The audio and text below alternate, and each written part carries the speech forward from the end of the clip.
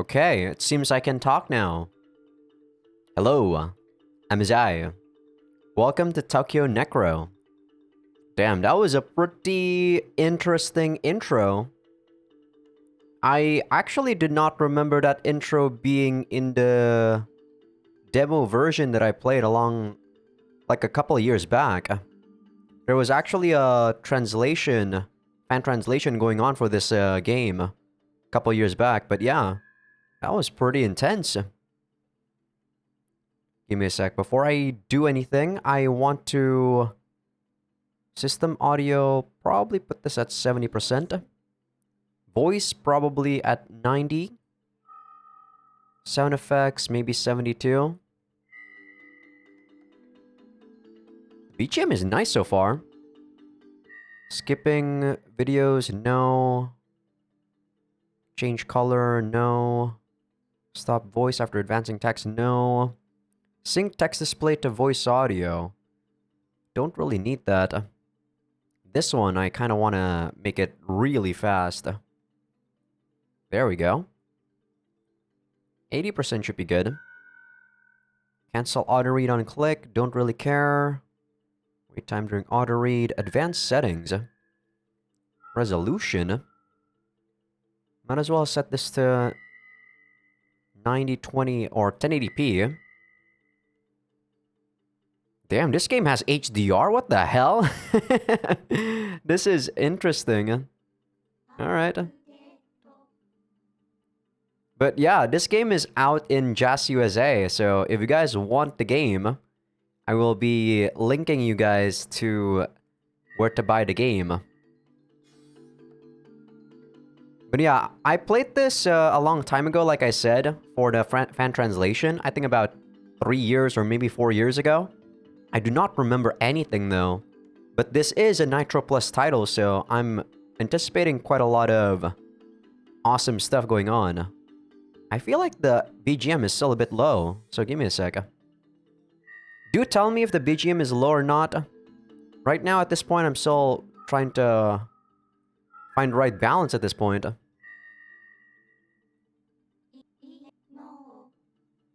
Okay. Hopefully this is good.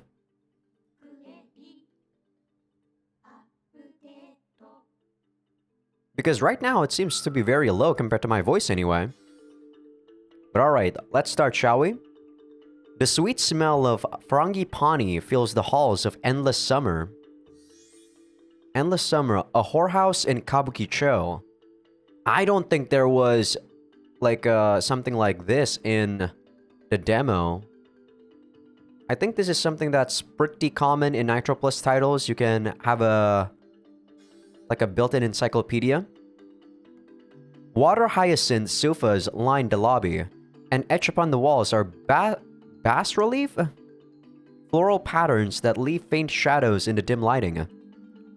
The South Sea summer theming of the room creates a subtly eerie atmosphere, matched by the equally eerie man standing at the reception desk. He has silver hair, swarthy skin, and sunken, bulging eyes. He looks like someone, but I don't know who. Just to mention, this video will be about 1 hour and 30 minutes, by the way. Like a couple of playthroughs back, I was trying to like really feel how long I should be making these videos each time, but I think like 1 hour and 30 minutes seems to be the sweet spot for almost all the games that I play. 2 hours is nice, but I feel like 2 hours is very limiting on my time. Sometimes I'm not able to, you know, record a 2-hour video. But alright. Continuing. ここ部屋も貸してくれるって聞いたんだけど Nice. Is that what you call a cheapao? As I rack my memory, Ethica passes me from the side and goes straight to this reception counter. Is there a way for me to make the text box... What is it, like opacity dim a bit? Individual voice settings. Text. It should be here. But I don't see it. Yeah, I don't see it at all. Text box type standard economy. Alright, whatever then. I guess you can't change it. Alright, who are you, Ethica? Kiba Nohara Ethica, a private special living debt stalker working for the Karaz Suzumi Living Debt Stalker Agency. The daughter of Kiba Nohara Hokoyasu, raised together with Aso Kiriri like sisters. Acts based on her gut instinct, the type to shoot first, ask questions later. A lesbian who just can't get enough of pretty girls. Capable of wielding a wide variety of weapons based on what a given combat situation demands. Her go-to is a portable chainsaw called Rabbit Punch. But yeah, do tell me if the audio needs some more mixing. I will turn it up for you guys. いらっしゃい。そうですよ。The receptionist smiles awkwardly, but he's missing one front tooth. My gaze is drawn irresistibly to the gap. 女の子を頼んだりもできる？ 3人で楽しむのが好きでさ。もちろんです。こちらからお選びに。誰でもいいよ。おすすめの子で。でも慣れてる子の方がいいかな。ちょっとハードかもしれないから。I look on uncomfortably as Ethica whispers something into the receptionist's ear with a warm smile. I'm not a good negotiator, so it's best to leave these sorts of things to her. ああ、そうそう。 Once she's done talking, Ethica starts heading to the elevator, only to stop and turn back around. She addresses the receptionist again. ちなみに私、ペニスバンドで彼のバッグをガンガンつくのが大好きなんだ。as weird as she is, I don't think this is actually like a sex-focused game, okay? Damn, you're weird, Ethica. 忘れてきちゃった。一緒に届けてくれる？承知しました。ごゆっくり。The receptionist casts a glance in my direction, grinning condescendingly. If this is how the receptionist reacts to patrons' special needs, then this can't be a very high-quality establishment. 今のは Oh, I'm voiced! I forgot about that. Nice. アピールアピール。 I really want to see your thighs, lady. That was the reason why I'm trying to, change the opacity for the text box. Let me try to change the text box into, like, economy, and maybe that changes stuff. Just a tiny bit, you know? You never know. Yes, that's much better. What the fuck? Economy text box for the win. こんな店じゃ、つきものの変態客の方が怪しまれねえよ。それにしたって She's right. 私だってヘテロじゃないんだ。お前も我慢しろ。え、それともまさかペニバンに興味？ない I put my foot down. Knowing Ethica, she might actually do it out of curiosity. それよりさっき耳打ちしてたのは何だ何日か部屋を使いたい。彼を閉じ込めておきたい。彼から受付に連絡があったりしても取り合わないでくれ。What the fuck? 二つ返事で OK だよ。監禁場所の提供が商売になるんだろうな。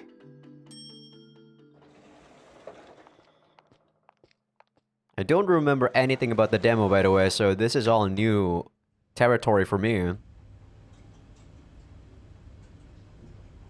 つまり情報は事実なのかどうなんだろうな。 Our target is Tang Yunshan, a necromancer, eyed as the prime suspect in the abduction of the vice governor.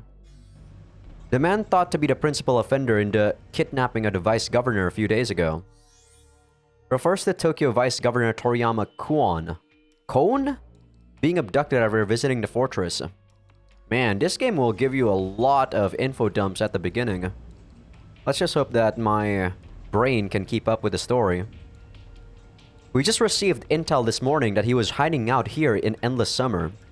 So we immediately went undercover as patrons to investigate.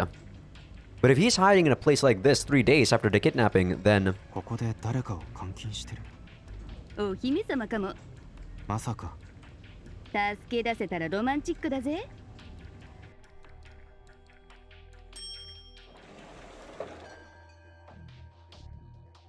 A silent hallway greets us. By the way, this game has a gore filter, so I assume things would get quite bloody.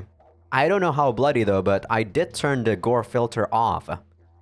But, you know, just in case I need to, I might have to censor for you guys on YouTube. No censors on Patreon though. Gotta plug that in somewhere. Because I know that most likely the first episodes won't have, you know, 8 scenes and shit. There's not a sound to be heard, not even the whirring of an air conditioner. It feels like even our own footsteps simply dissipate. Unidentifiable stone statues line the walls. Our room's at the end of the hall. Man, jumping from rants to this feels so weird. This is such a serious story already. そうかな。 We take a look around the room without sitting down. The interior design looks like someone just found a database of Balinese furniture, ordered everything, and then crammed it all into one room. Bali is actually an island here in Indonesia. That's pretty cool that they reference it. To top it all off, there's a sturdy set of handcuffs hanging from the ceiling. And I don't mean fuzzy BDSM handcuffs, but the kind you use for restraining prisoners. I see how it is. Etika and I exchange glances, silently signaling our next move. I slip my hand into my coat as she approaches the door. At that very moment, the doorknob begins to turn. Oh, damn, you look pretty good. The door opens to reveal a woman standing in the silent hall. She's wearing essentially nothing but underwear underneath an expensive red shawl. Just one look and you can tell she's a prostitute. 頼んでた人だよね。楽しみましょう。よろしく。She looks pretty expensive. I don't know about you guys. The woman enters the room without responding, her eyes concealed by a pair of large mirrored sunglasses. She then reaches her hand out to Etika's shoulder. やだな、気が早い。The hell? Etika pushes back, brushes away the woman's arm, and grabs at her face. She yanks off the mirrored sunglasses, revealing empty, dusky red eye sockets, which means this woman is a... The blood of the living dead assumes a sickening shade of dusky red, providing an easy way to identify Lophis and uncamouflaged Hyphis. It is possible for a necromancer to disguise the color of their creation's blood. As such, while anyone who bleeds dusky red is a living dead, anyone who bleeds red is not necessarily a human. Okay. Living dead. A corpse that has been reanimated by a necromancer via an infusion of l'amours. A living dead obeys its master's commands unconditionally. If these orders cease for any reason, they will act purely on violent instinct, attacking any and all humans they come in contact with. While their brains and hearts function once more, l'amours alone cannot restore a living dead's immune system. Unless preventative measures are taken, they will rot away like any other corpse. It is impossible to preserve a living dead's emotions indefinitely. While it is possible to slow their decay, it is considered impossible for a living dead to retain their emotions for longer than 2 weeks. As living dead are not legally considered corpses, destroying them is not seen as a violation of laws against desecrating corpses. Interesting. ほらよ。 Etika kicks the living dead away from her without a moment of hesitation. At the same time, I whip out my .45 caliber muzzle spike pistol, the Re-Eliminator. That's a cool name. A .44 caliber pistol equipped with muzzle spikes can be loaded with 30-round magazines. Combined with its muzzle spikes, this makes for a very effective weapon in combat against groups, generally wielded 2 at a time. Utilized in an official capacity by the Close Quarters Armed Martial Arts Training Unit. This is probably a fake, right? But it's probably based on a real gun. I ready my sights, aim at the head, and pull the trigger. The magnum bullet penetrates the living dead's skull, obliterating its brain and sending its body flying out of the room. I kinda dig this first-person perspective view. あらら、私らの方がごて？楽しんでる場合じゃない。着替えよう。 Our cover is blown. No point in trying to lie low. I open my bag and put on my jet black X-brain. Literally an external brain, a device used to expand the wearer's consciousness and aid in the split-second decision-making necessary for CQAMA. Close quarters something something? a vital tool in the fight against the living dead, capable of analyzing an opponent's actions and comparing them to accumulated data in order to predict their next move. This information is relayed to the wearer in the form of suggestions and alerts. Developed jointly by the Close Quarters Armed Martial Arts Training Unit and Tokyo University. Ah, there we go.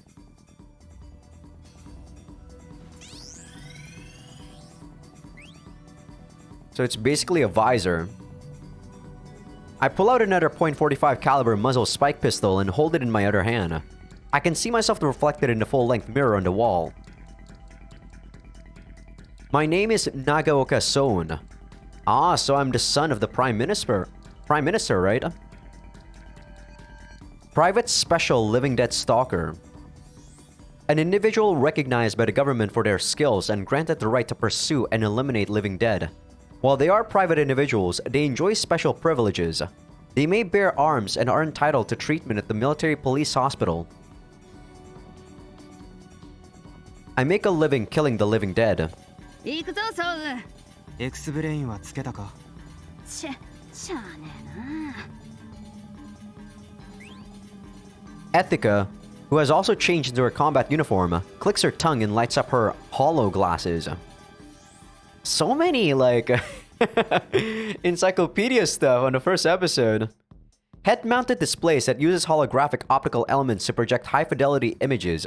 On their own, hollow glasses only function as a display, and are generally paired with the wearer's connect ring in order to act as a monitor of sorts. They possess many advantages compared to hollow contacts. Greater volume of HOEs for enhanced visual quality, easier to maintain and repair, lower strain placed on the user's eyes, etc. HOE? What's that? HOE? I have no idea what that is. While I use a helmet-style X-Brain, hers has a simpler, more convenient design. It's a cutting-edge model with brainwave sensors small enough to be mistaken for accessories, and hollow glasses for information display. She hates turning it on for some reason, but this is a battlefield now. It's impossible to determine when and when not to shoot in a city environment without assistance, so she needs the X-Brain whether she likes it or not. 今度こそ行くぞソウ。ああ。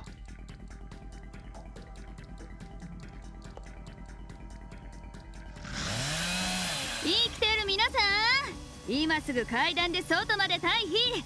じゃないと命の保証ないっすよ。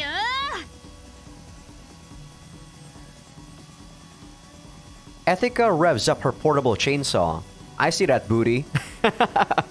It's definitely a good idea to change the text box to economy. Economy, I mean. It's like something straight out of an old horror movie. She calls it Rabbit Punch. Ethica's trademark portable chainsaw runs using a superconducting motor. Its blade is made with ultra-hard polycrystalline diamond. Superconducting motors are generally very quiet, but Ethica modified the one in Rabbit Punch to operate at ear-splitting volumes, just because it would be cooler that way, according to her. She can ramp up the power even further with something called overheat mode, but this destroys the blade. That's pretty cool. Normally, it's... Oh my god, there's so many of these, like, trivia, though. A small lightweight motor that utilizes high-temperature superconductivity to produce output greater than that of motors much larger in size. Very expensive, but worth the cost. Made use of by a variety of military technology. Normally, its superconducting motor would be much quieter, but Ethica modded it to be obnoxiously loud for the aesthetic. They say that a pet resembles its owner, and Ethica's pet happens to be a chainsaw. 嬉しそうだな。仕事熱心だからさ、あたし。She winks at me. It's like she's forgotten this is a life and death situation. さあ、すぐに出てこらんないやつは。せめてドアから離れてろ。Ethica plunges Rabbit Punch into the wall of the hallway. Its ferocious teeth bite into the door through the middle, wrenching it open. And through the jagged opening, we see... They having sex? At least I don't have to censor this. A man and a woman passionately making love. The living dead don't have sex. So these are humans. なんで逃げねえんだよ。このうなり声聞こえただろ。防音だ。 The brothel's walls are coated in nano-absorbers. Sound insulation material using nanofiber sheets produced by electrospinning. Damn, this is pretty cool. Capable of blocking sound nearly completely. Far thinner than equivalent substances of the past. Used in places like whorehouses and police investigation rooms. That can easily negate the roar of a chainsaw. 調子狂うぜ。 Man, would be cool if I could have that on my, like, a gaming room right now, so that sometimes when stuff is actually loud, like downstairs or outside, you guys don't hear it. あ It's the receptionist, frowning at the fragments of the fractured door underfoot. あ、悪い。 Did he lose another teeth or another tooth? Not a moment after Ethica apologizes, my ex-brain passes its judgment, setting my body in motion automatically. Wait, we shot him? I strike the receptionist in the gut with my muzzle spike, yank down his neck as his body buckles, and give him one more strike for good measure as he loses his balance. A fragment of the chainsaw door pierces to his neck and jets out of his chest. That should spell instant death for any living man.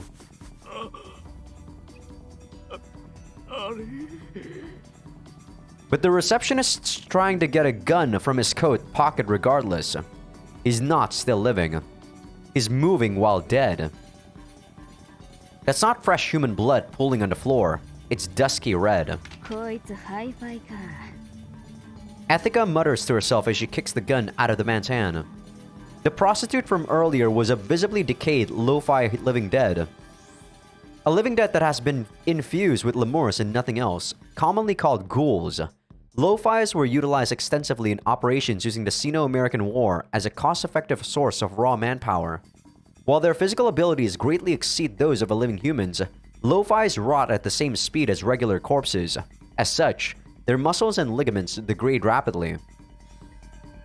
The receptionist, however, is a hi-fi living dead. A generic term for any living dead that has been enhanced in some way by its necromancer after being infused with lemurs. They may be modified for combat or disguised as living humans and used as spies. Basically, a hi-fi is anything other than the standard zombie. This is giving me like Left 4 Dead vibes, man. Pretty cool. Theoretically, capable of masquerading as a human to some extent. The more time and effort spent on them, the more human they appear. On closer inspection, you can see a thin layer of dusky red staining his gums due to his missing front tooth, but it'd be hard to catch that at a moment's notice. I should probably thank my ex-brain's swift judgment. やっちゃう？彼は貴重な検体だ。それに余力もない。 I look up as my ex-brain indicates new enemies approaching.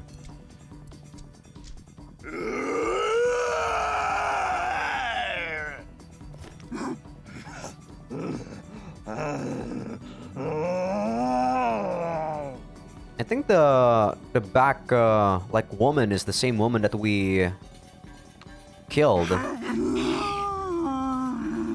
Wait, do I really have to censor that? God damn it.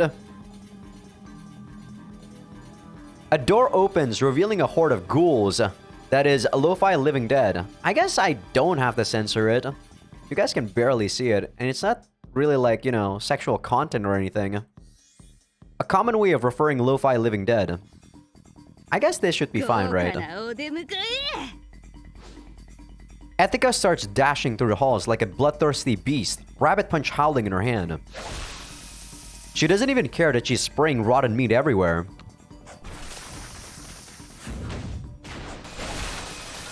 Okay, that's actually a different sprite for the girl in the back. Wow, this game has some budget. One by one, she re-kills every last ghoul flooding the hallway. And she looks like a child frolicking in a water fountain while doing it. Meanwhile, I follow my ex-brain's instructions and start clearing the map of Endless Summer. There are no more enemies in the room that those living dead just leapt out of. I shoot open the door of the room across the hall and go inside. I stoop down, easily dodging what once may have been a lovely prostitute, and counter with a muzzle spike strike. The prostitute collapses into a puddle of dusky red. But I move on to the next room without giving her a second look. Yo, this shit is OP, clear. These X-brains, man. Next room. Clear.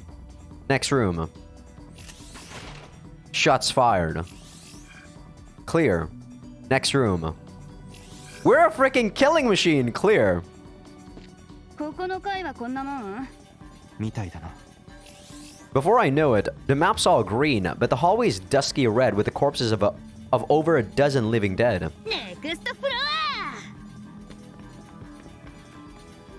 When we rush down the stairs, we're greeted by a hallway stained pure red, rows of doors flung wide open, and a horde of ghouls staring voraciously at us. 団体さんいらっしゃい。 Yeah, these are also another set of sprites. Damn, this game got the budget. Etika smiles as she flicks the blood of Rabbit Punch. 遊びじゃないぞ。 My ex-brain estimates it'll take a minimum of 3 minutes to subdue this floor. Plenty of time for Tang Yunshan to escape. I bring up the intercom on my ex-brain. 時田か。外は。 A private special living dead stalker working for the Kara Suzumi Living Dead Stalker Agency. Specializes in sniping using his Ogasawara TFD-20. A math fetishist with a sharp tongue. Not many people get along with him. 変化なし。じゃあ地下に。可能性はある。急げ、軍警察に通報が行った。 An organization created in August 2150 in order to deal with threats to public order the existing police organization was incapable of dealing with. Authorized to utilize targeted forces to efficiently counteract terrorism and criminal activity. Possesses a great deal of sway in government affairs. Began as the Special Operations Police, a group founded in 2143 to combat criminal activity involving the automatic, there we go, Beagle Network and Mesh Network. I don't think it's really hard to know what the hell is a military police. ちっと派手にやりすぎちまったかな。 We're in the middle of Kabuki-cho. The military police can be here in 5 minutes flat. 僕は地下に。また美味しいところ持ってくのかよ。 We can't afford to abandon the mission. But we can't leave these ghouls prowling around either. So we split up the work in situations like these. 生きて帰れよ。死んでもな。 After our usual banter, I rush down the stairs to track down and kill the criminal mastermind who turned this brothel into a den of the living dead. Necromancer Tang Yunshan.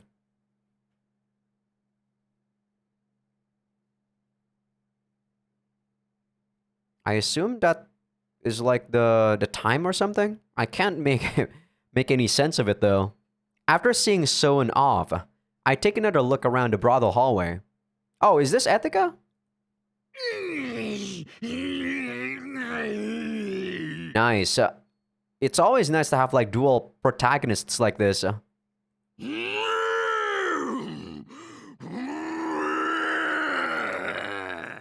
good, big guy? Oh boy, the crowd just loves me. But it's too bad. Lo-fis and gentlemen. I'm only interested in living cuties. よっしゃ。 Now that my ex-brain's given me proper authorization, I put my chainsaw back into my coat. And instead, I take out my AA-24 Custom. A 32-round drum magazine, fully automatic shotgun, customized for anti-living dead combat.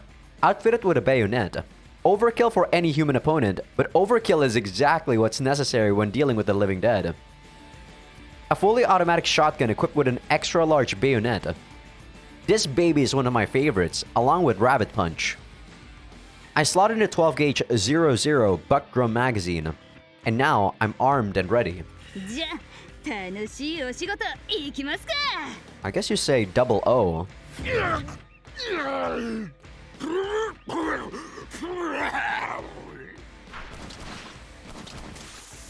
Living dead brains burst in the barrage of buckshots. Their flesh is torn to shreds like berries in a blender. I get covered from head to toe in the bloodbath, or should I call it a flesh fountain? Either way, I keep pushing forward. No skin off my back, only theirs. This weapon would be overkill against humans, and I rarely ever get the authorization to use it in the middle of the city like this. Which means this is a rare chance for me to use the shit out of this shotgun as much as I fucking want. Jesus, death to the dead. Bang bang. This girl's crazy. I break the lock, kick down the door, and take a look around inside. Blue, white, green, black, pink, and violet, a wide variety of vivid colors, all painted over by the scarlet and crimson hues of rotten flesh and blood. Yeah, this is another new sprite, damn. I don't know if they're gonna reuse these old sprites, but they have a shit ton of sprites.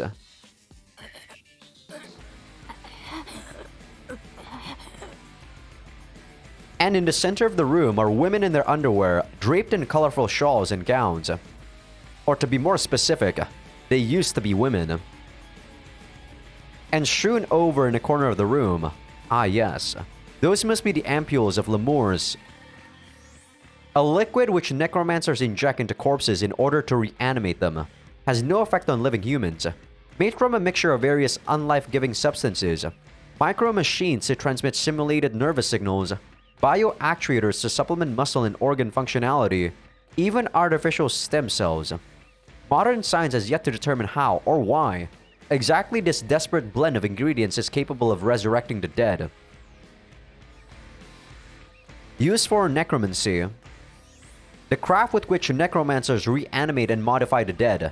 Corpses reanimated with lemurs regain brain function, their hearts begin to pump blood once more. However, they are slaves to their necromancer, beholden to their every whim. A necromancer who has perfected their art may control any number of living dead over great distances. Their creations may even be made to perfectly resemble living humans and act as they did in life. So, lemurs are substances we use to reanimate the dead. I thought that you can only use lemur, but you have to be a necromancer to do it. Average humans can't do it, I suppose. Whole damn lot of them, too. No doubt about it. This place is fucked.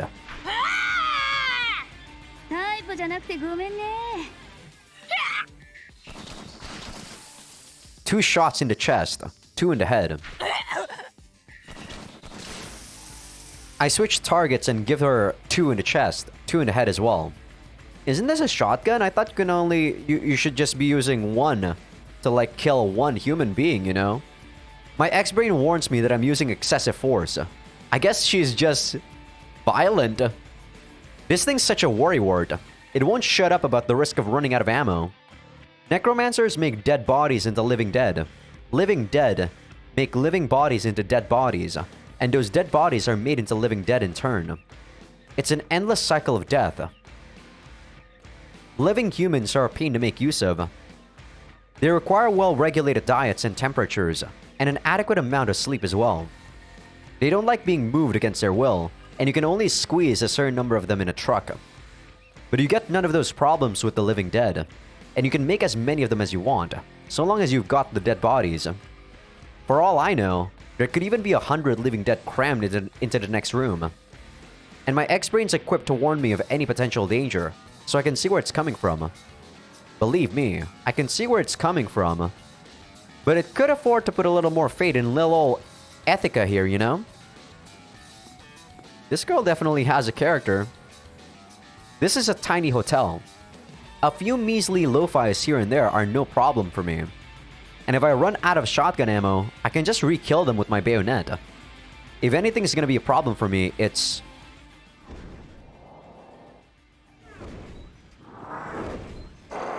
Damn, this game has animations too? I mean, the animation seems kind of jank, you know, for today's standards, but for a visual novel, it's pretty cool. Suddenly, a giant reared its head, forcing its way into the narrow hall. He's at least twice as big as the average man, with bulging muscles swelling from all across his body, and livor mortis spots speckling his dark ashy skin. But what really draws the eye is how he stands. His right side is more swollen than his left. His right arm's maybe twice as thick as his left, making his balance awkward. He's a heavily armed living dead. Yeah, this is giving me like Left 4 Dead vibes, man. Hi-Fi is specifically modified for combat. There are no standard models, so to speak, but most of them are outfitted with a wide variety of firearms, often augmented with the body parts of other corpses in order to enhance their combat efficacy. トレーニング失敗して The living dead have no emotions, which obviously means they don't appreciate humor. Even if they did, it's not like I can see his facial expression anyway. 冗談通じねえやつだぜ I lower my hips to prepare for the recoil.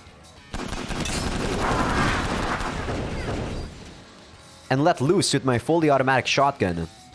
Bits of the open door get blown off in the crossfire. どうだ My X-Brain interrupts my comedy act with a warning as I dodge to the side, before I even get a chance to think.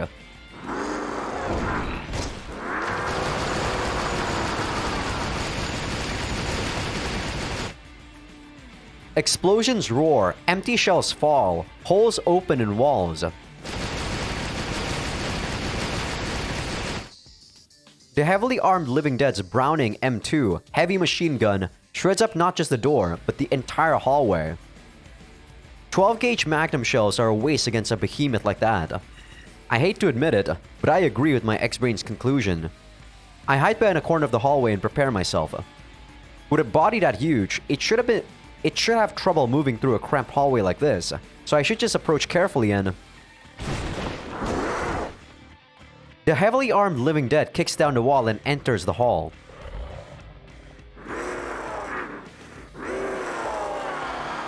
It starts roaring as if to assert dominance. Here we go だぜちくしょう Nice English there.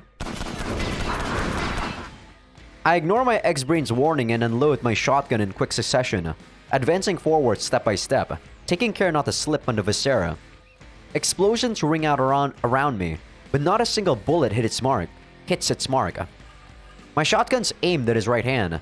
Even if I can't put a scratch on that behemoth, I can at least divert the aim of his machine gun. My X-Brain's warning escalates to the next tier. Can it, dumbass? I'm aware.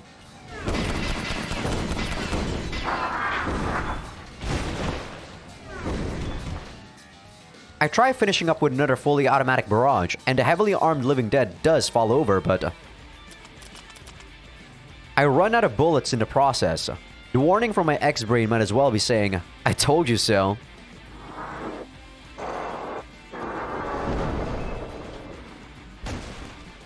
And despite the behemoth supposedly not having any emotions, it calmly picks itself up as if to mock me.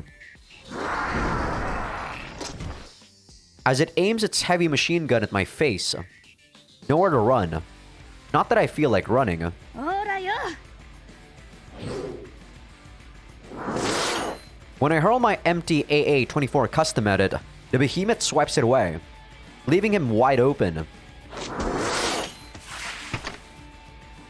Thanks to that fake out and a quick knee slide, the behemoth's unable to react quickly enough. I pull my chainsaw out of my coat and switch it on. I swing my ferocious lever down hard, cutting into the giant walking corpse's arm. This ain't your average everyday chainsaw. The blade's a composite of ultra-hard polycrystalline diamond. You really gotta tell me what the hell this is? Polycrystalline diamond made with particles 10 nanometers in size. Both harder and more resilient than monocrystalline diamond. And cemented carbide. Granular metallic carbide cemented into composite. Often used to augment the skeletal system for increased defensive capabilities.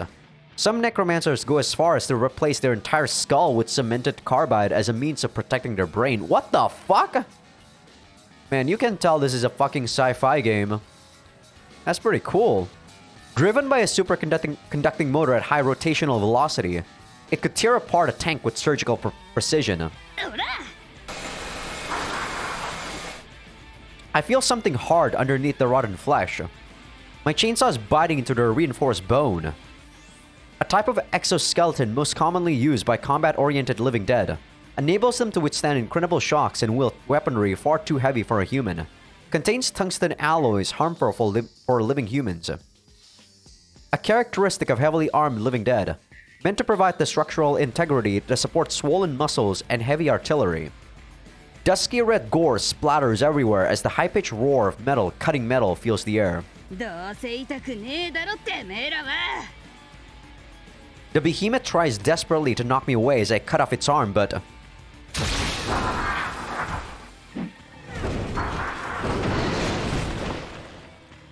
Your aim's gonna have to be better than that. The heavily armed living dead falls to the ground, carried by the leftover momentum from its failed strike. Without missing a beat, I stab my chainsaw into the back of its head.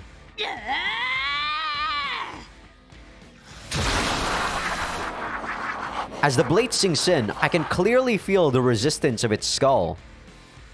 It's quite hard, perhaps reinforced with cemented carbide for protection itself.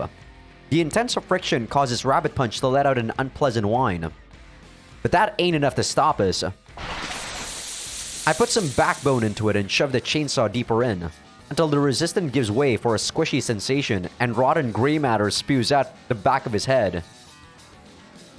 You just gotta explain that, huh? I give the contents of his skull a few good stirs, and the heavily armed living dead goes completely silent.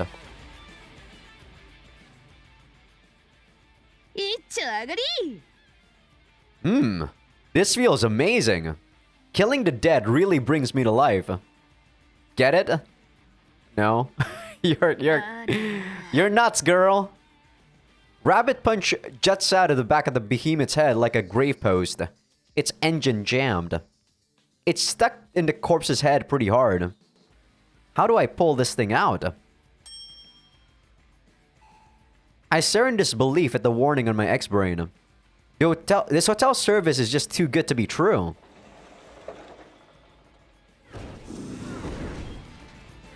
What comes out of the elevator is a second high-functioning, heavily armed living dead. Its grotesque appearance differs slightly from the one I just fought, but it slowly walks under the door and into the elevator hall with a similar gait. My chainsaw is still stuck, and my shotgun's out of ammo. So what's my most effective method of attack in this situation? My X-Brain doesn't answer the question. Useless piece of shit.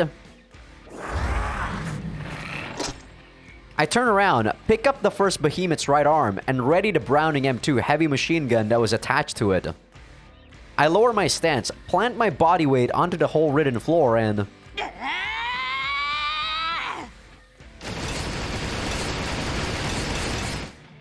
Even with the behemoth's body to absorb some of it, the recoil of the fully automatic heavy machine gun is brutal. It takes everything I've got to maintain my stance. But even so, I keep my aim steady and my efforts pay off. The similar heavy machine gun in the second behemoth's right hand succumbs to the onslaught. We can't be human, right? There's no way that this girl is a human. Or is Soen, I believe. But it's not quite that easy. I feel like they're a bit too strong. Even without a usable weapon, a behemoth's still a behemoth. If it charges in like a wild bull, there's no way to handle it head on. And this heavy machine gun just ran out of bullets. Finally, a suggestion. Well, it's not like I've got any other options. For better or for worse, I agree with my X-Brain. I face the behemoth barehanded.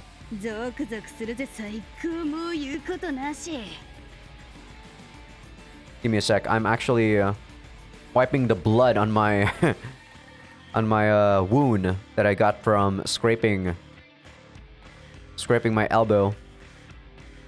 Okay, we're good. I check out the map my X-Brain's projecting onto my holo glasses.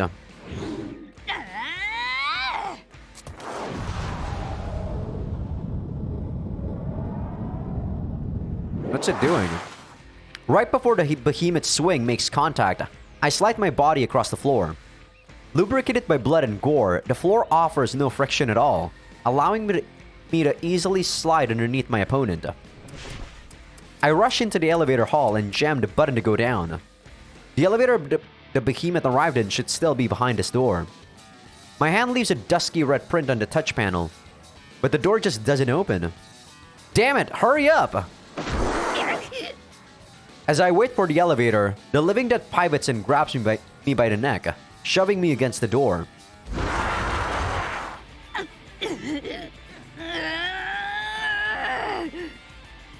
The heavily armed living dead starts strangling me with superhuman strength. I place my hand on the behemoth's arm and desperately try to pry it off me, but my consciousness gradually starts... My world tumbles over. The door opens up from behind me, causing the living dead to lose its support and tumble forward.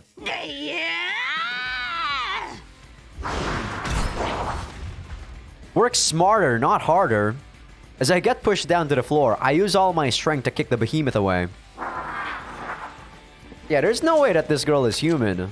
Feels like this girl is way too strong. A simple throw isn't enough to inflict a fatal wound on a heavily armed living dead, but I've got a little something something. Is that a bomb? I pull a black lunchbox out of my coat, hurl it at the behemoth, and run out of the elevator. Tokitaka gives a curt response over the communications device, but I can tell he's smiling. I'm sure he's been waiting for this exact moment with bated breath out there on the cold rooftop. The behemoth gets back up and tries to lunge this way, but it's a half step too slow.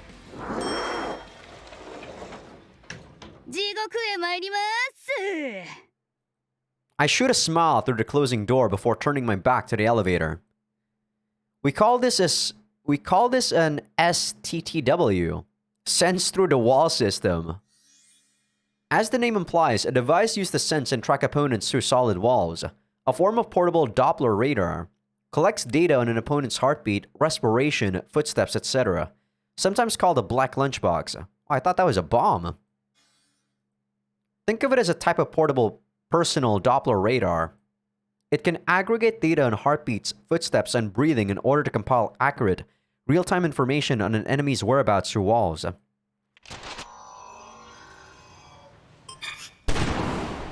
that zone? I thought we were going underground. Oh, that must be Tokitaka.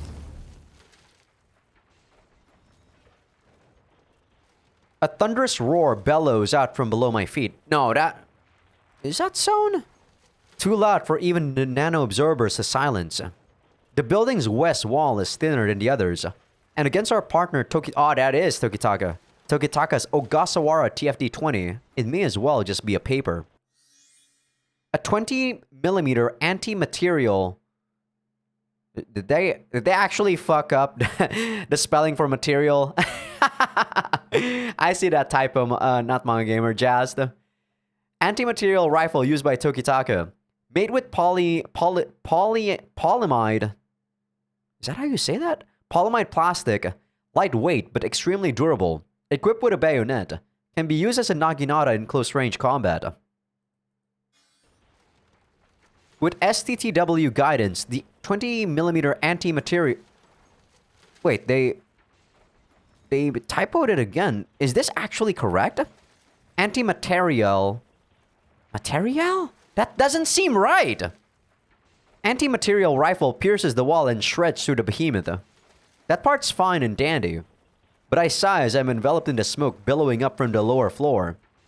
Looks like the force of the impact caused the elevator wire to snap.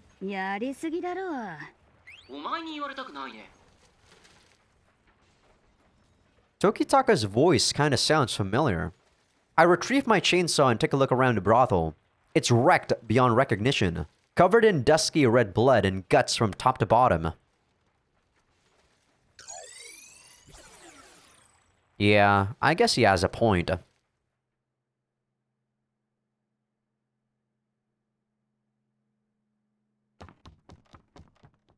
I see like a girl there. I don't know if you guys noticed that, but during the loading screen, you guys kind of see like a girl being like not bondage. What do you call it? I can't believe the first thing in my mind is bondage. Being tied up with a rope. There we go. After splitting up with Ethica, I rush down the stairs. As I approach the main hall, I feel an intense gaze.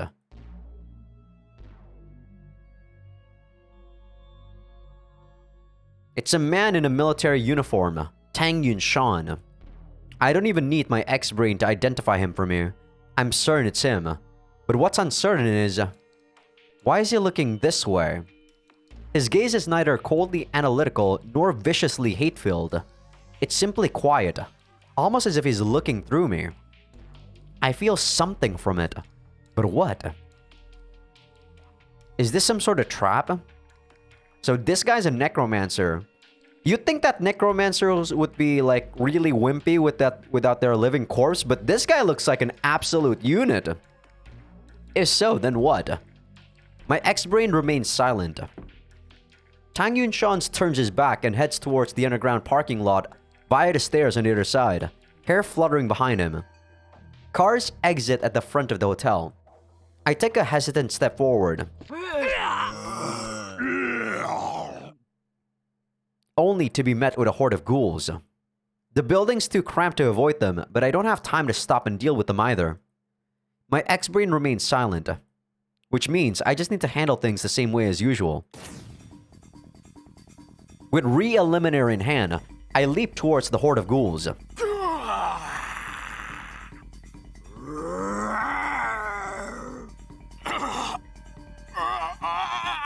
You okay, buddy? My X-brain offers suggestions for dealing with the 3 ghouls in front of me. First, the one attacking from the left. I sweep away the living dead's hand, counter with a muzzle spike strike, and shoot at the same time. 1 second later, an enemy rushes from the left. The optimal action is a front kick, so I follow the suggestion and kick away the ghoul that comes grabbing at me. I could very easily finish the second off now that it's lost its balance, but my X-brain instructs me to prioritize the third one. I oblige. The third living dead comes at me with its arms raised, looking for a fight, so I humor it by letting it catch me.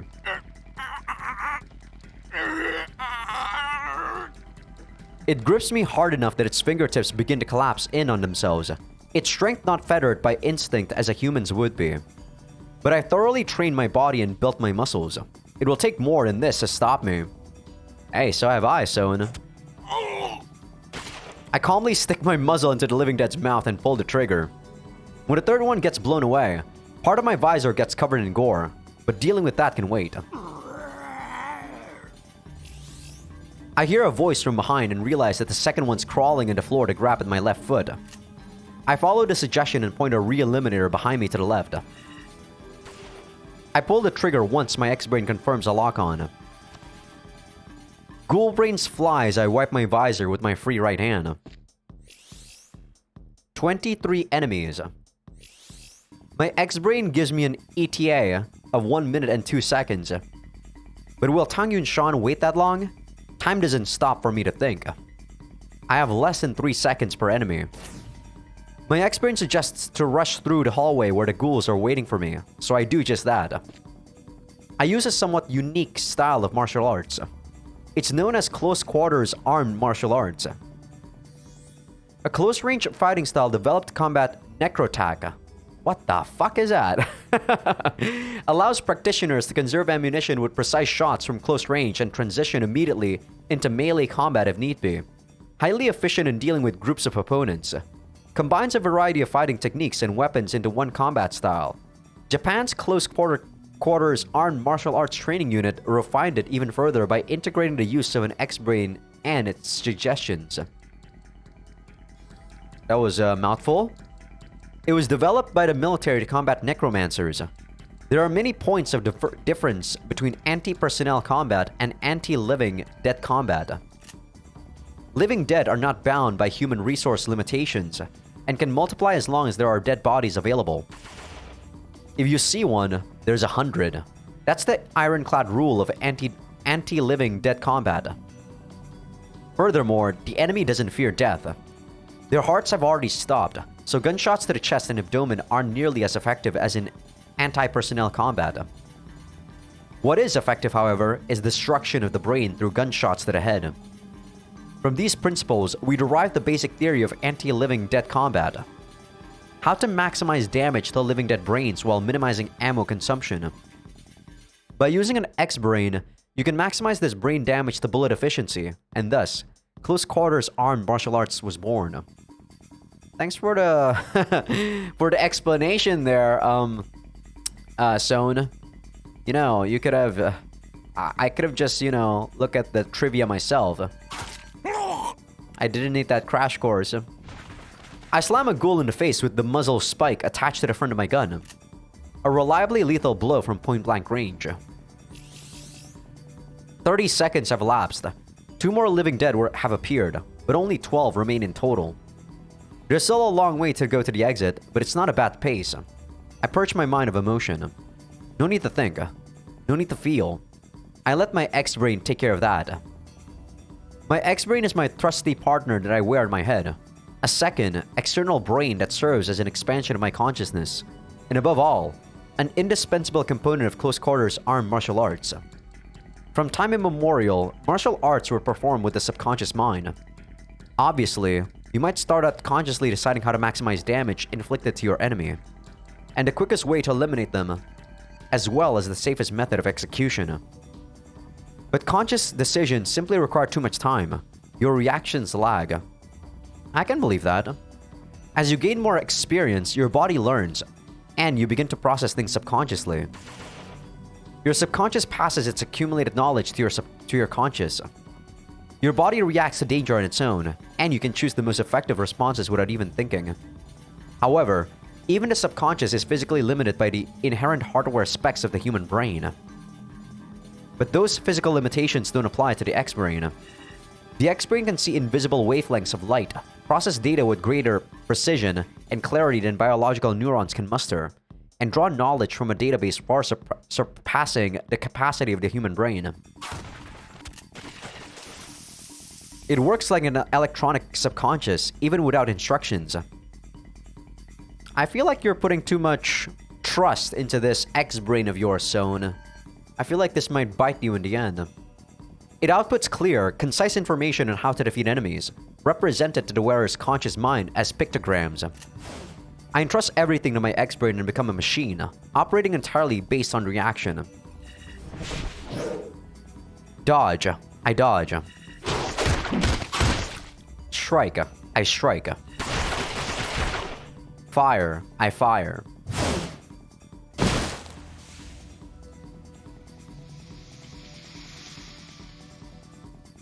Input and output. That's all there is to it. My X-Brain and I are joined as one. Our singular task to convert input to output. Before I know it, I made my way across the lobby. Behind me are 28 living dead corpses. Exactly 1 minute has passed, and my long 30-round magazines are both just over half full.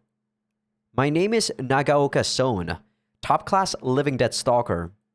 I make a living killing the dead.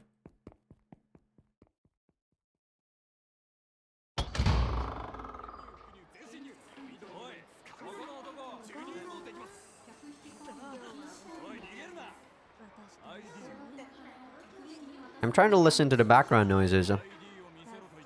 When I exit Endless Summer from the front, a tumultuous kabuki-cho greets me. I remove my blood-splattered X-Brain.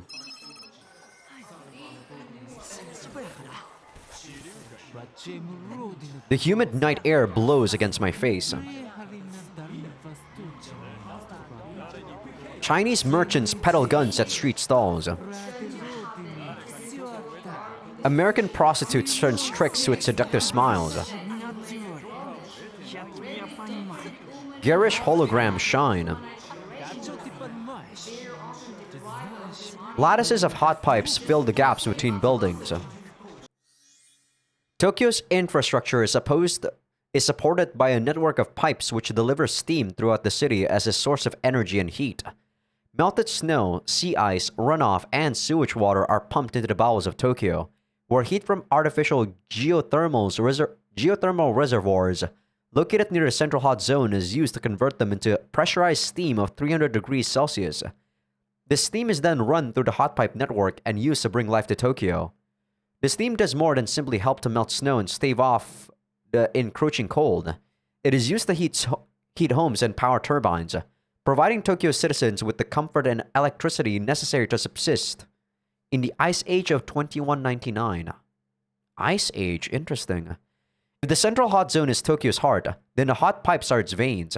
The hot pipe network itself was constructed using existing infrastructure, such as the Yamanote Line and Shuto Expressway. Pipe density was determined in accordance with population density, so many less populous areas have been left frozen and forgotten, deprived of the nurturing heat of the hot pipe network steam. Interesting. But yeah, like I said, this is a lot of info on the very first episode.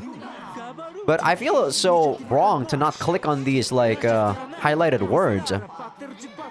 It's 21.99 in Kabukicho, in Shinjuku, Tokyo.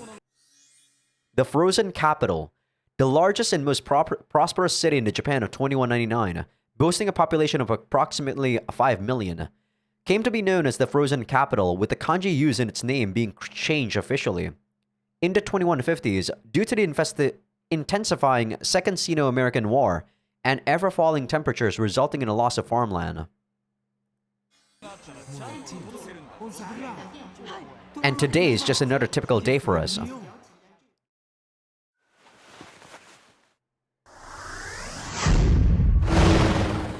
Damn, that's loud. I don't know if that was loud for you guys, but that was loud to me.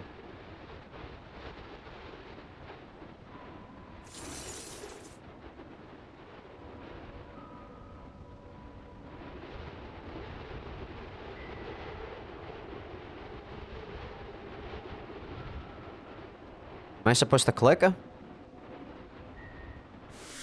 Nope.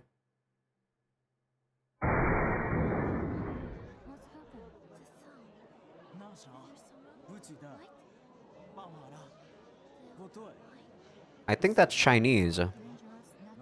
And I hear, like, you know, English. Shockwaves from behind cause the area to stir. That could either be Ethica or Tokitaka at work, so to check it out, I put my X-Brain back on. But then, I hear the screeching of tires ring out from the slope leading to the underground parking lot. The compressed air car headlights shine right at me.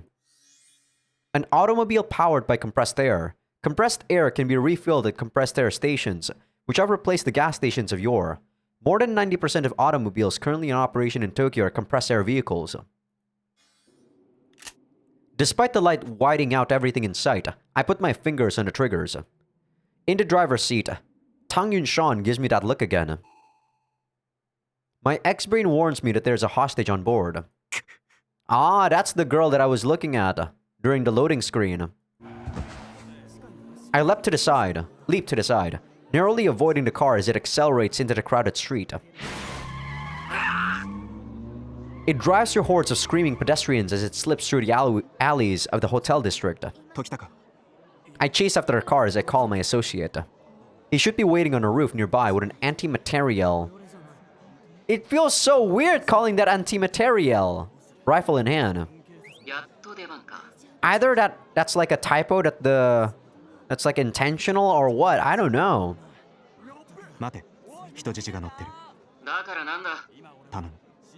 This wasn't part of the plan. It's rare for me to make a request like this during an operation. Is it because of that look from Tang Yun-shan? Obviously, shooting the tires of a moving car in the middle of a city with hot pipes running everywhere would be difficult for any ordinary sniper. But Tokitaka is not just an ordinary sniper. He's a mathemaniac with a number fetish. Yeah, we actually know that. So I guess he has calculations over calculations on his head.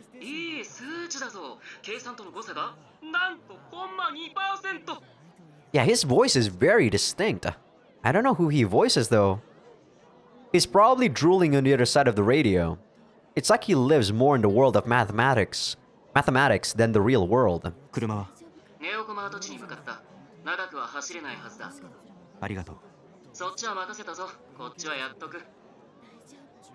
The car is likely outfitted with tires reinforced with fortified resin anti-bullet plates. But those are no match for Tokitaka's anti-materiel rifle. I'm just gonna say anti-material, man.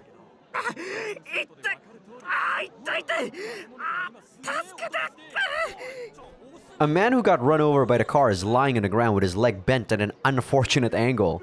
But not a soul stops to help him. Not even me. Just another day in Kabukicho. I push my way through the crowds as I chase after Tang Yunshan's car.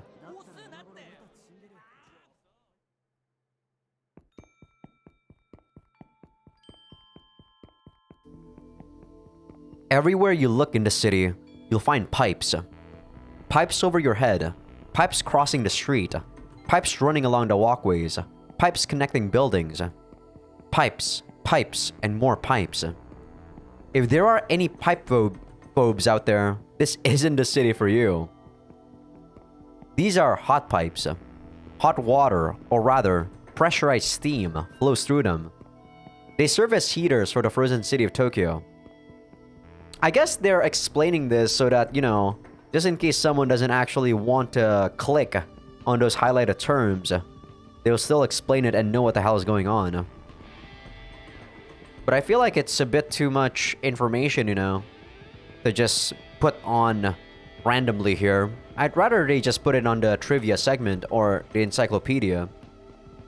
In the past, everyone was worried about global warming, but what actually came was an ice age.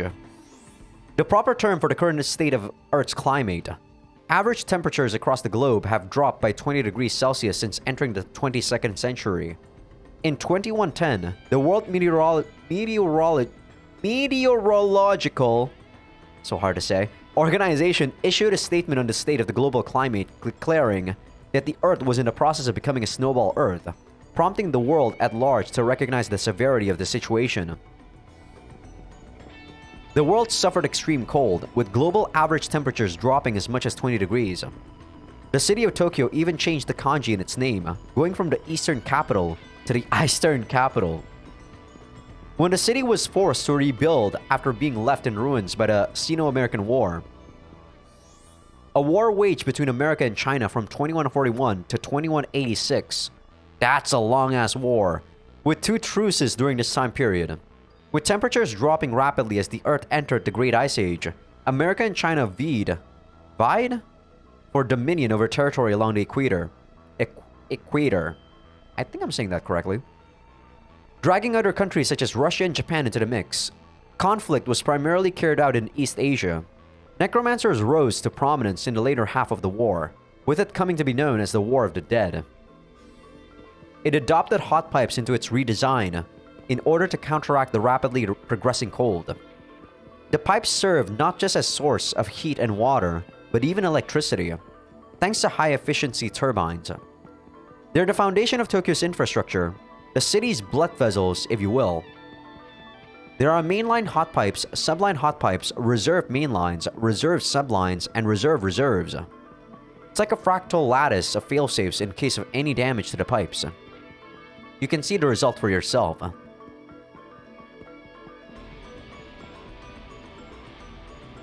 Once you slip past the alleys, the pipes stop, and down from the sky, the snow silently falls.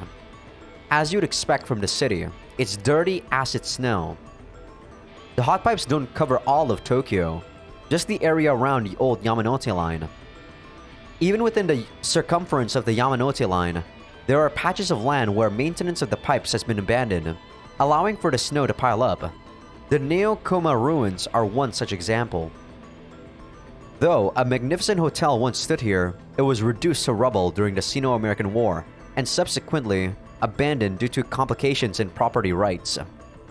At the main gate, or what's left of it, is a broken security robot, still letting off sparks. Clearly, it was unsuccessful in its task of fending off intruders.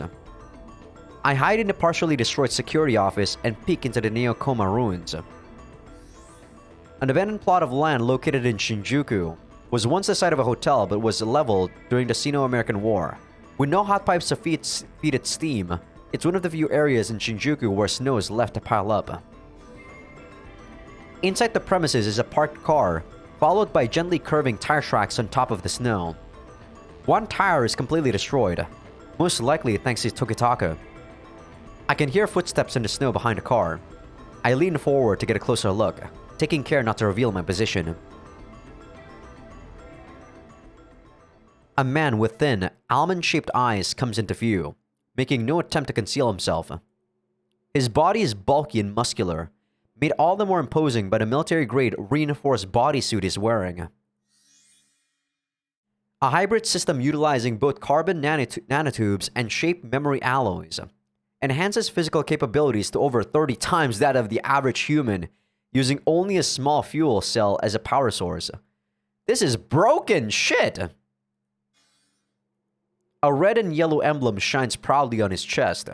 Maybe that's what we're wearing because we are far surpassing that of an average human strength. This is Tang Yunshan. He stands quietly in the snowy ruins, as if waiting to see my response. My X-brain alerts me to watch out for traps. 長岡総雨いつまで隠れているつもりだ His voice is also very familiar. No sense in hiding if he knows I'm here. I make the decision to confront him head on. Once my X-brain detects this, it cancels the alert. If you stop to consider every possibility, you can't take a single action. My X-brain is wise enough to obey my intention and intuition. Yeah, he looks so beastly, man. Can't believe this guy's a necromancer. I quit hiding and step forward upon the snowfield. Tang Yunshan gives me that glance. どうして僕の名前を知っている？答えは戦いの中にある Don't play riddles with me, asshole. Tang Yunshan lowers his hips and readies his stance. He stretches out his left arm and pushes his center of gravity backwards. He's equipped with 3 blades on each fist for a total of 6. Steel claws. So he uses a military martial art based on Chinese martial arts then. If I were an X-brain, I'd be referencing my vast database to identify his weapon. But my consciousness is drawn in by Tang Yunshan. I understand now. This isn't a trap. If we were to fight in the streets, my options would be limited due to the danger of a stray bullet striking a hot pipe and causing a steam leak. So Tang Yunshan deliberately retreated to this place so he could fight freely. Why? He continues to affix me with that ineffable stare, remaining completely and utterly still all the while. I silently ready my pistols as well. It's quiet enough that if you strain your ears, you may even hear the sound of snow falling to the ground.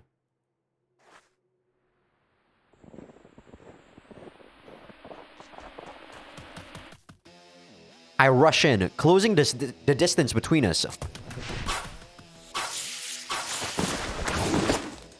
He's fast.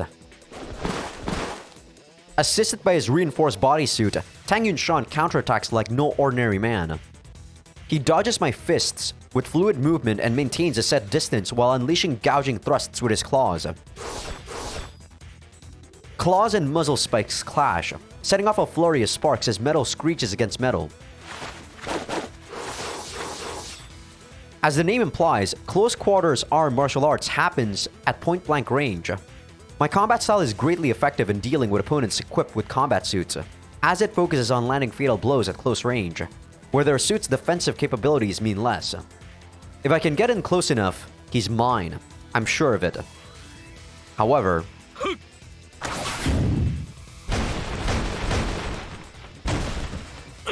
Man, the animations definitely make these situations a lot more, what do you call it, like engaging. Usually, like, visual novels don't really have too many animations, so when there's a fight, there's usually just a descriptive violent scene, right, with only one CG and shit, but this is cool.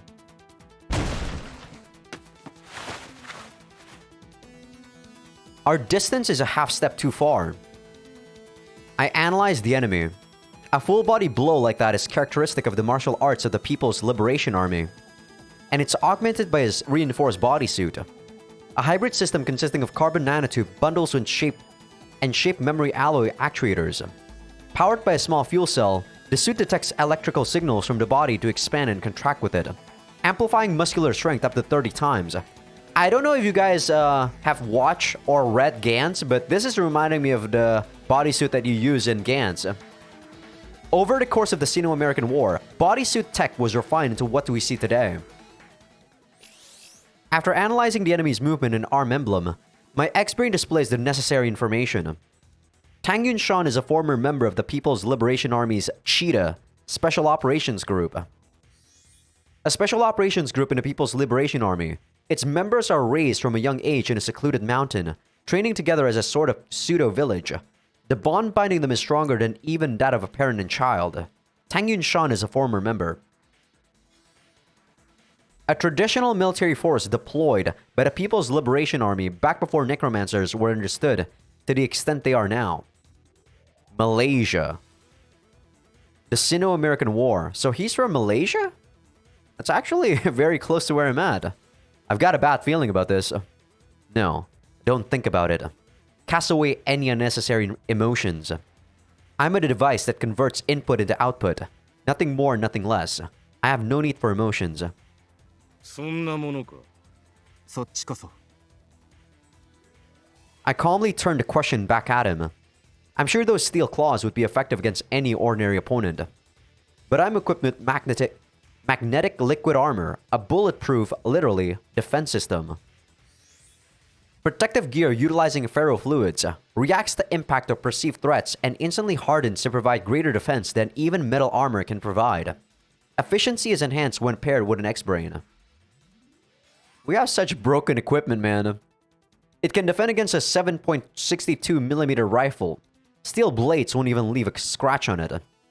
There's no way Tang Yunshan doesn't know that. その爪、そんなものじゃないだろう。 Tang Yunshan responds to my taunt.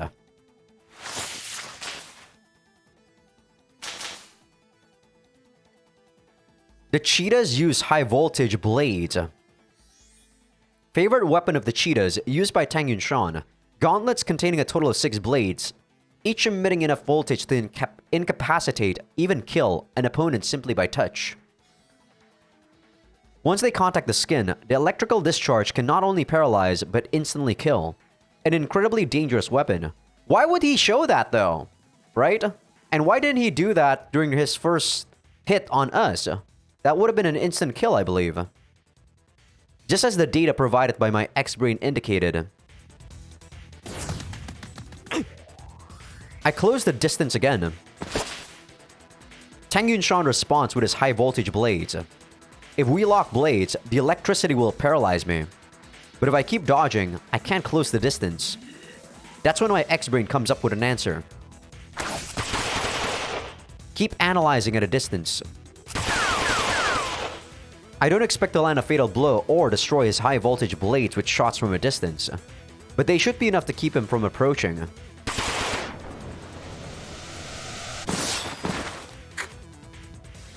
Tang Yunshan takes a bullet in the torso and staggers.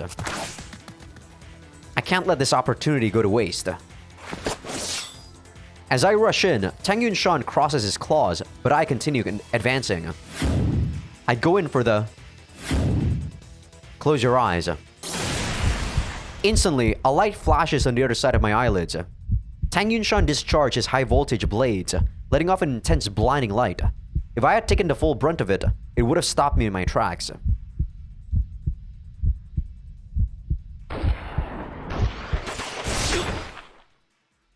But thanks to my X-Brain's warning, I close my eyes not a moment too soon. As I feel a faint numbness and smell the scent of ozone, I turn my gun toward the light and pull the trigger. I can feel that it landed. It's time to end this. Just half a step more and...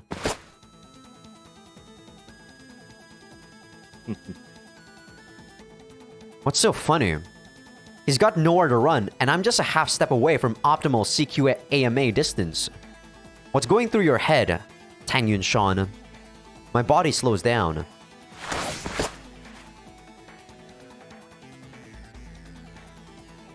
That very moment, Tang Yunshan takes a light leap back, lengthening the distance between us. Reckless pursuit would be dangerous. これを見抜くとはな。父親譲りだ。 My body freezes upon hearing Tang Yunshan's words. Father. All my questions begin to converge. Why does my X-Brain know Tang Yunshan's moves? 父を知っているのか。自衛陸軍近接銃術共同隊長岡武之。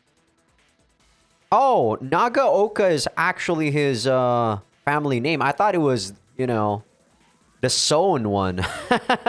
My bad, I thought he was the son of the Prime Minister. Nagaoka Sohn's father formerly belonged to the Close Quarters Armed Martial Arts Training Unit.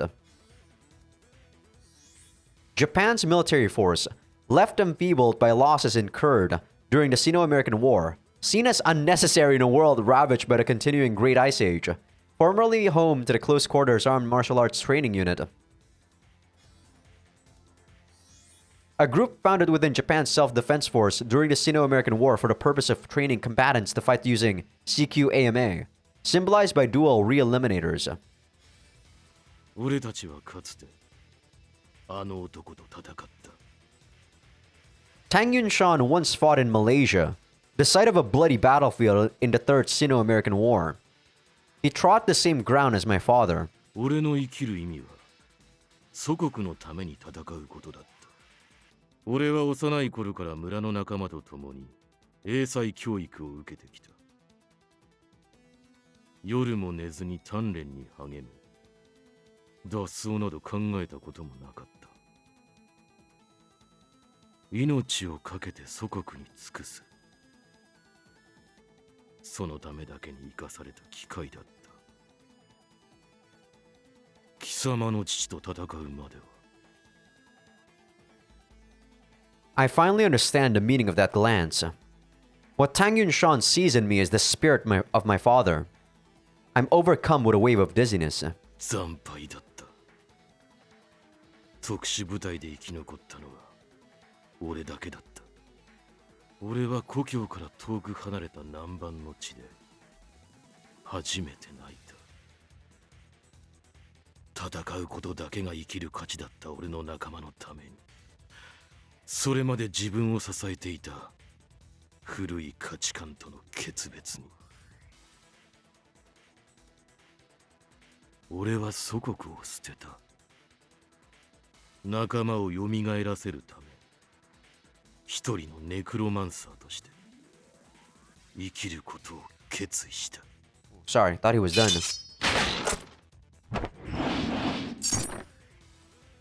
Tang Yunshan pulls out a staff of some sort from behind his back.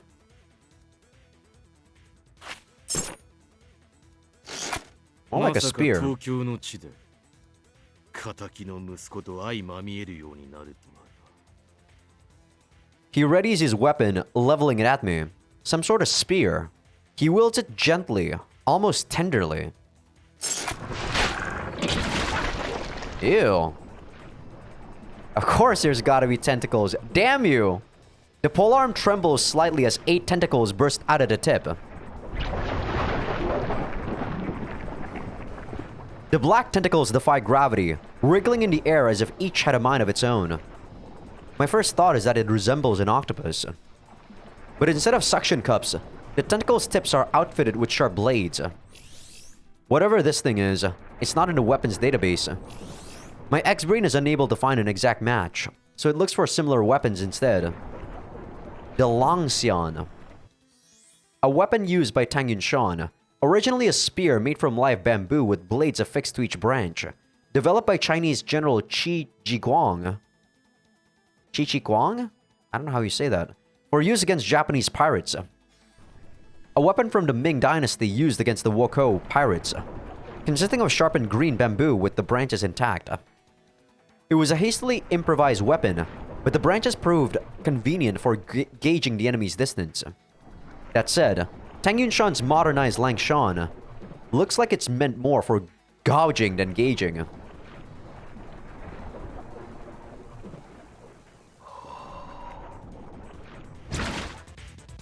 This time, it's Tang Yunshan's turn to charge. Due to his peculiar method of approach and the fluidity of his pole tentacles, it's impossible to accurately gauge the distance between us. I fire off some shots as a diversion, but the tentacles react at an unbelievable speed. The tips swiftly deflect 3 bullets, Tang Yunshan not so much as flinching or faltering in the process. The tentacles twist and thrust out to a single point, forming a giant spear. I try to dodge backwards, but the tentacles chase after me. I attempt to deflect the spear with my left gun. The tentacles disperse. They slice through the air unpredictably. Their trajectory is impossible to track. I swipe the blades away, firing rapidly with my right gun as I retreat to a safe distance. Only to lose that distance instantly. My opponent doesn't relent. He comes after me with a series of thrusts and swipes, as nimble as ever. Tang Yunshan perceives special training since childhood, so he has a perfect grasp of the fundamentals. And on top of that, his wriggling tentacle Langshan has me dancing in the palm of his hand. If I focus on Tang Yunshan's movements, I can't predict what the Langshan will do. And if I focus on the Langshan's movements, I can't predict what Tang Yunshan will do. With my X-Brain support, I can just barely keep track of both, but it's all I can manage to keep dodging as Tang Yunshan and his weapon put the pressure on me. I'm unable to approach and mount an offensive of my own. Is there any way to break through? As if to answer my question, my X-Brain shows me the results of its enemy analysis. I see. Now I understand the source of the subconscious discomfort I've been feeling. That Langshan is no ordinary weapon, which means ordinary methods won't work. My X-Brain offers me a suggestion. I approve the strategy with a quick glance.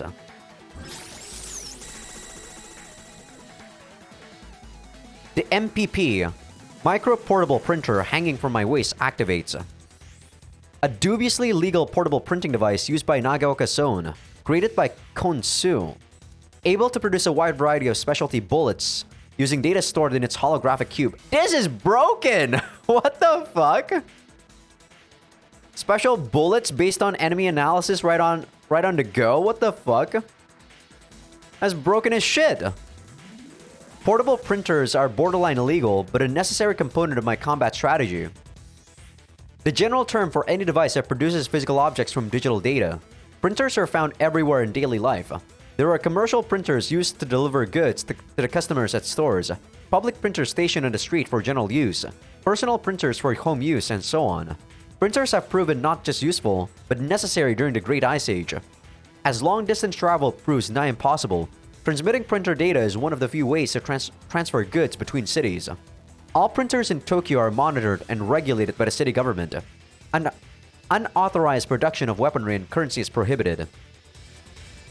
It begins the process of outputting the specialty bullets I need. It can produce over 100 separate types of specialty bullets based on data stored in its onboard holographic cube. An ultra-dense data storage medium utilizing nanocrystals resembles a sugar cube with faces of about 1 centimeters in length. Despite the small size, each cube can contain hundreds of terabytes of data. Spins like a top when data is being read, allowing reference beams to enter the nanocrystals. It would be impossible to carry them all, and the contents have strict expiration dates, which is why I only carry pellets. As long as I have the raw materials, I can output the bullets on a need-to-use basis. 1 minute until printout is complete. I just need to survive Tang Yunshan's attacks until then. But how?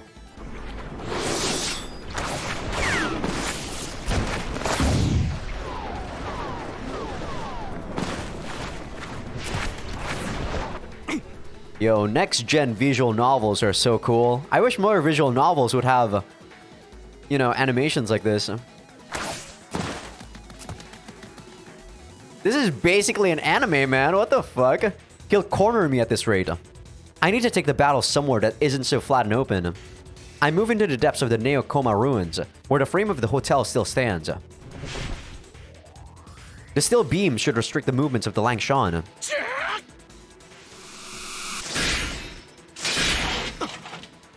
Tang Yunshan lets me know it won't be that easy. As soon as I take cover behind one of the steel beams, the Langshan's tentacles wrap around it as the central spearhead shoots forth. Aided by the elastic force of the tentacles, the spearhead pierces through the beam, tearing it to shreds. Its hexagonal diamond tip comes straight for me. I barely manage to avoid a fatal blow by rolling to the side, but Tang Yunshan follows up with another strike. I roll on the snow, dodging a barrage of thrusts. I keep shooting my pistols as I roll, but nothing gets past the Langshan's tentacles. A mass of tentacles coils around my left hand, tearing at my bulletproof glove. I fire blindly with my pinned gun. This won't inflict damage, but I'm able to shake the tentacle's grasp along with the recoil. My left hand is now free, but gloveless and gunless. Fresh blood spills onto the snow. It's okay. It's proof that I'm alive. Proof that I'm not a living dead.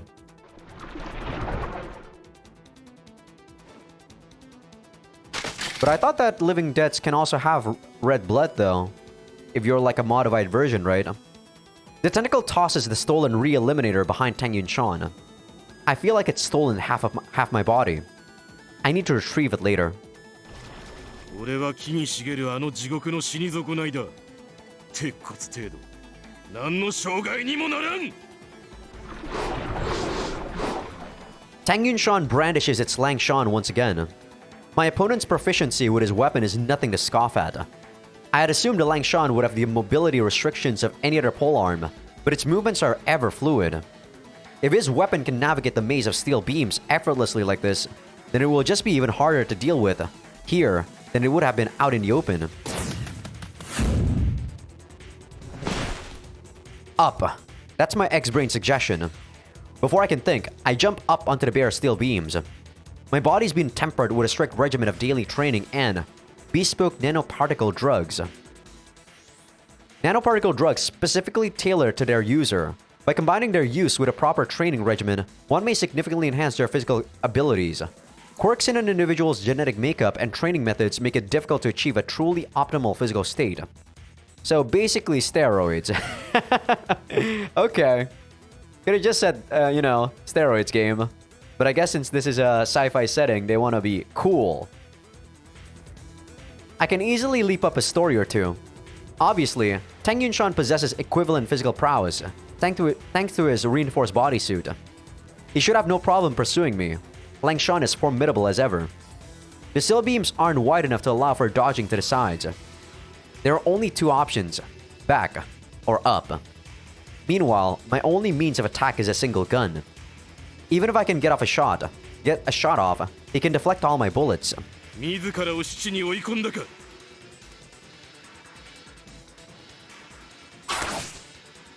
Tang Yunshan unleashes a flurry of thrusts.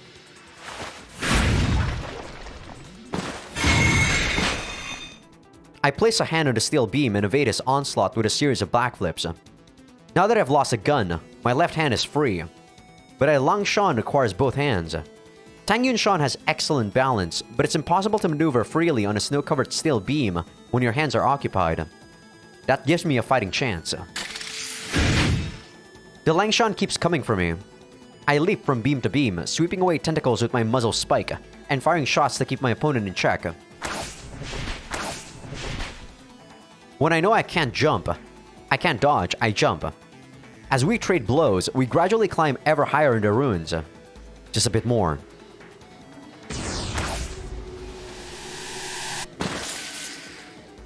I make my way to the top of the ruins as I dodge the Langshan's thrusts. In order to maintain balance in the fierce wind, I plant my bleeding left hand on the steel beam. Damn, he's smart. An electrical surge pulses through me and my body goes numb. Tang Yunshan used one of his high-voltage blades to conduct electricity through the steel beam. While my body may be enhanced, I won't be able to survive a fall from this height unscathed. I muster up the strength to support my staggering body.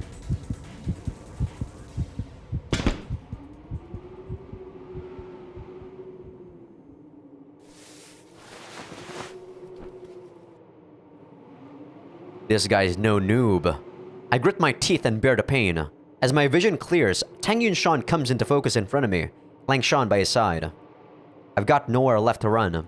長岡総見えるか。何が？死に損ないのこの町だ。The flickering red lights of pipe-ridden Tokyo shimmer beyond a veil of snow.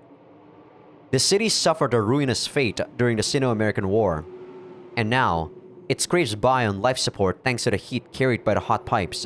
浅ましい。人を滅びるべき運命だ。Tang Yunshan levels his Langshan once more, with that same gentle touch, as if giving raw meat to a trusted hound. This is where it all comes to an end. My ex-brain has had enough time to complete a deeper analysis of my opponent. The subconscious database presents the most probable conclusion. 脳と脊髄の一部、それに陰茎界面体と筋繊維のハイブリッド筋肉ってところかな。The hell is the spinal corpus spongiosum? Tang Yunshan looks down at the Langshan in his hands. During the battle, my ex-brain deduced that the Langshan's movements were organic in nature. Its tentacles moved in an unpredictable, almost irrational manner, and above all else, they were clearly operating independently of Tang Yunshan's conscious control. Conclusion: the Langshan is made of organic material. Why would a former Special Operations Group member like Tang Yunshan commit himself so utterly to the path of a necromancer, to the point that he'd even abandon his motherland? Why can he not stop seeing a vision of my father as he looks at me? Why does he treat that Langshan with such love and care? I know these are just my instincts jumping to a conclusion, but I'm confident in my answer to these questions. That abomination of a weapon is made of what remains of his failed attempt at resurrecting his fallen comrades. 仲間の死体を刻んでどう思った？貴様に俺の気持ちがわかるか？ No, I don't. Nor do I want to. I have no sympathy for necromancers. But I do know one thing.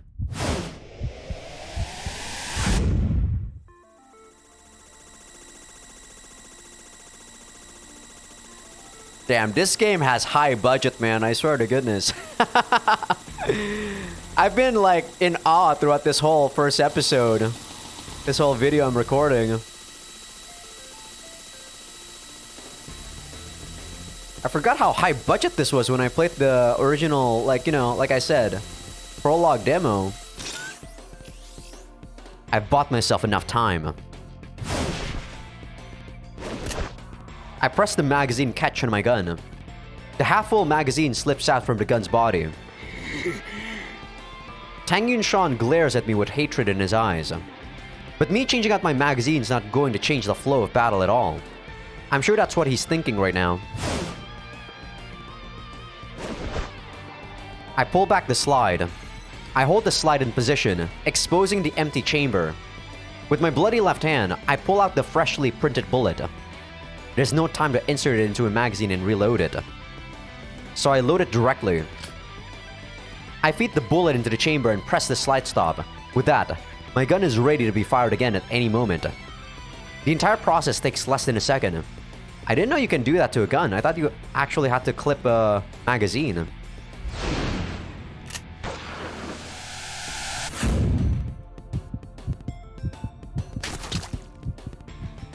A tentacle reflexively catches the re-eliminator's bullet. But unlike all the bullets I fired so far, this one is a specialty bullet, printed to address the current combat situation. At the moment of impact, the tentacle's movement stiffens. It's a fast-acting neurotoxin bullet composed of batrachotoxin. Jesus. One of the MPP's specialty bullets. Use batrachotoxin to immediately incapacitate targets. After shedding the tip, the bare bullet tears into the skin of its target. The toxin takes effect immediately, causing the Langshan's tentacles to convulse. Tang Yunshan loses his composure. Not only have I disabled his weapon, I've eliminated what remained of his fallen comrades. I charge in with my empty gun. I push aside the convulsing Langshan and move into point-blank range. Now I'm finally in position. I land a short hook with my muzzle spike. The force of the impact rattles Tang Yunshan's brain, stunning him. Fancy tricks won't work on narrow footing like this. My left hand alternates between throwing him off balance and pulling him in as I pound him with a muzzle spike in my right hand. I make sure to mix in a few kicks to his knees as well. Even if you have the advantage, you may well lose it if you focus on only the opponent's upper or lower body. The Langshan slips from Tang Yunshan's right hand, plummeting through the night sky to the ground beneath. It's time to end this. I take out my spare magazine and slide it into my gun. I pull back the slide and aim the muzzle. My ex-brain must have judged him too dangerous a foe to take alive, as it instructs me to shoot to kill. Necromancers are wanted dead or alive. If I pull the trigger now, it'll end Tang Yunshan's life, and my work here will be done. But I can't get that glance out of my head.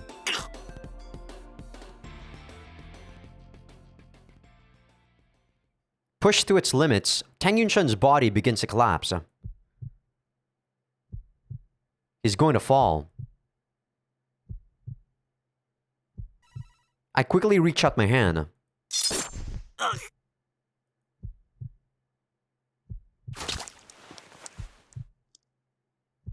Steel blades extend from Tang Yunshan's fist, piercing my calf. It's too late to regret ignoring my ex-brain's instructions.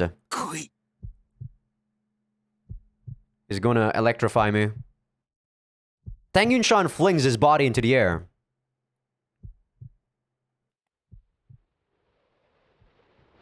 Wait, why isn't he electrifying me? I would have been instantly dead, I think. Dragging me down along with him. Does he think this will be enough to kill me? I mean, I'm not sure.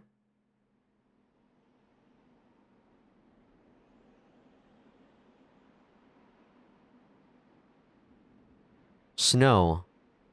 Man, I was gonna end this at like an hour 30 minutes, but I feel like this first episode is gonna be a long one. I actually legit can't stop. I want to know what's going on next. Acid snow, slowly piling up.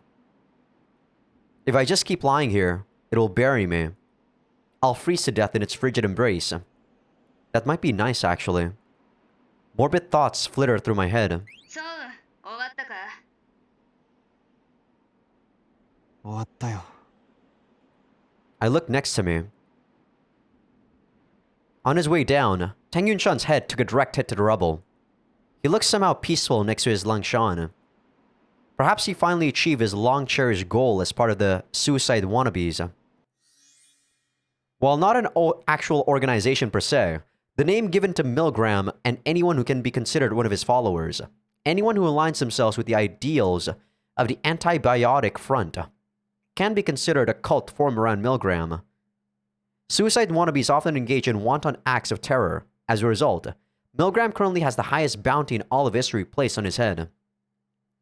I'm guessing that's the big bad in this game. タン・ユンシャンは即死だ。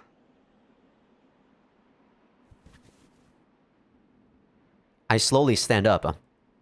I took defensive falling techniques, using Tang Yunshan's body as a cushion. It appears my body can move without issue. The injury to my calf is not a serious one either. Yeah, he should have done his lightning thing. I think that would have actually killed us. そっちも派手にやったな。軍警察に絞られっかもな。涼子さんには連絡しとく。頼む。 I take a deep breath and go to pick up the re-eliminator I lost during the battle.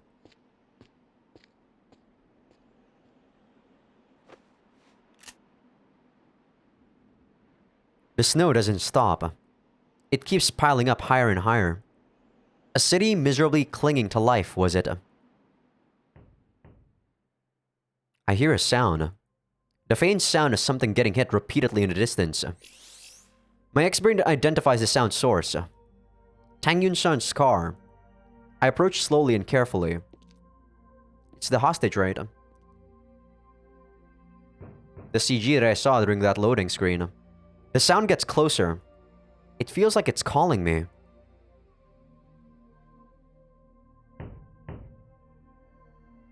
My ex-brain did say it was likely that he had a hostage on board. If I can rescue the vice governor, it would probably earn me a nice bonus. Largely considered incompetent as an individual, elevated to the position of vice governor precisely because its incompetence makes him useful. Currently missing after being kidnapped. Wow. They really shit on this guy.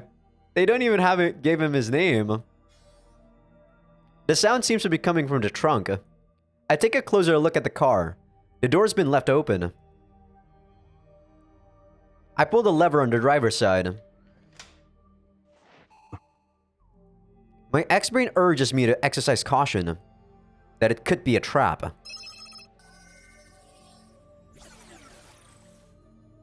I strip off my X-brain. My face clenches at the cold. I gently place my hand on the unlocked trunk. The compressed air car sits alone in the dead, silent ruins, its contours slowly being consumed by the falling snow. The world around me is one of black and white, all colors lost. The trunk slowly opens.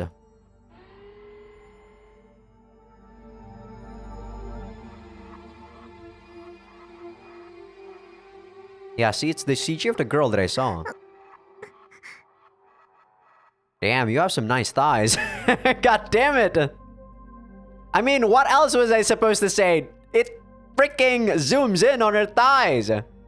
I feel like the protagonist of a fantasy novel, unsealing a hidden treasure in the depths of a sacred temple. A girl is bound in the trunk. She twists her body and groans, still not fully alert. She squints as she begins to take in her surroundings, dazzled by the light rushing in.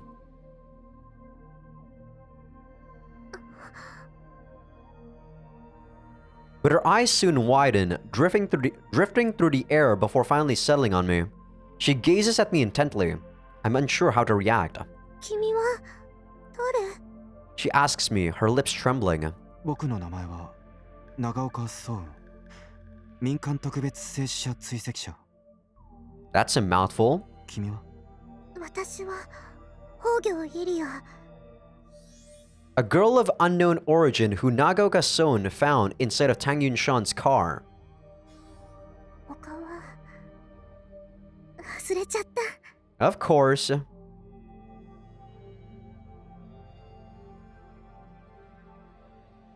I think if the opening you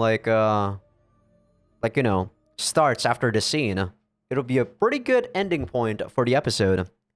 And thus, Hogyo Iria and I meet for the first time.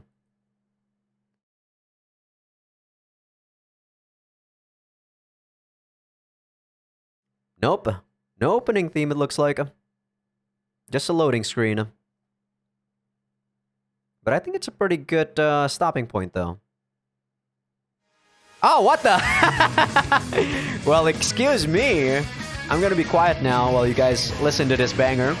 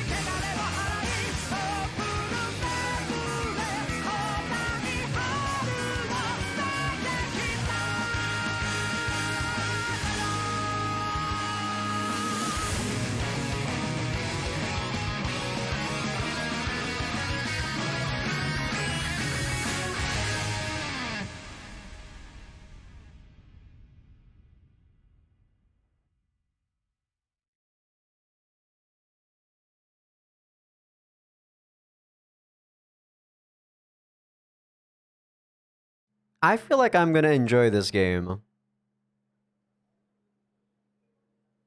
副都知事誘拐事件の続報です。 But alright, I think that is a very good first episode. I think this is where we will be... How do I save the game? Is there no, you know, actual save instead of just a quick save? Database? No, not database. I actually don't know where to save. I guess I'll just quick save then. But alright, I think this is a good place for me to end the episode. That was a really intense first episode, if I do say so myself. Was really fun, was really engaging. I do feel like there's a lot of info dumps at the beginning, but as we slowly go on, I feel like they're going to be less and less. And it's going to be second nature to us about what the hell is going on in this game.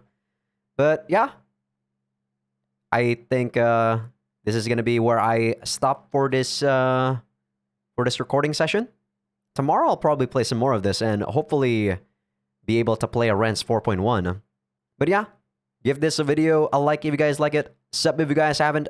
Patreon will be getting this video like early access.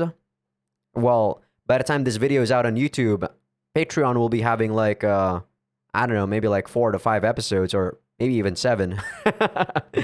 So yeah, and also 8 scenes uncensored, of course. But yeah, hope you guys enjoyed the episode. I will see you guys on the next episode. See ya.